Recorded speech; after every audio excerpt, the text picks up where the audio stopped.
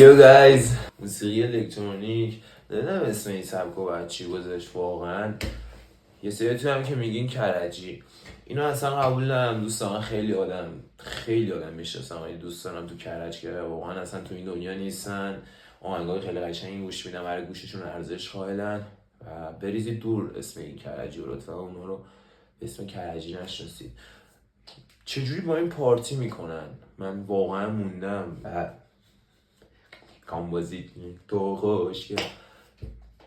یه شخصی بوده چند سال پیش اومده یه سمپلی پیدا کرده، سمپل تریبالی بوده، مجید خراتا و فلان و بیسار انداخته روی این بیت و شده یه سبکی برای خودش داره میترکونه. کافه های کجا این آهنگا رو پخش میکنه؟ چه جو آدم ها این آهنگا رو گوش میکنه؟ مثلا یارو کف خواب ماشین کرده چیزی یا آشیا اول پس دوم میری 4 تا تیزی که چی داشت دیجی 2000 داره تو جهان این سبک به اسم تکنو ایرانی شناخته میشه. گذاشته بود تو اینستاگرام و چندین میلیون ویو خورده بود. یعنی زیرش هم به انگلیسی، روش رو انگلیسی نوشته بود که پرشن تکنو.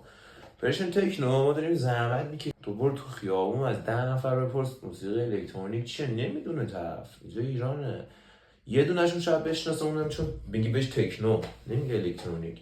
خیلی از بچه‌ها دارن زحمت میکشن تو این شرایط، تو این که میکنه نه پولی تو این بازی هست، نه این هم وضعیت تو پارتی هست. یاد حواست باشه مهمون نیاد، این چیز نشه، اینجوری نشه. میبینید دیگه خودتون داریم زحمت میکشین. چرا واقعا؟ چی شده که این سبک جا افتاده؟ دلیلش چیه؟ چه قشنگی داره؟ خودتون میبینید چه جور آدمایی گوش میکنن. یعنی تو به من میتونی نشون بدی یه آدم موفق، یه آدمی که کسیه برای خودش، یه آدمی که اصلا نگاش میکنی میگی این آدم پاناسونیک و تمیزیه، خب که از این آهنگ گوش کنه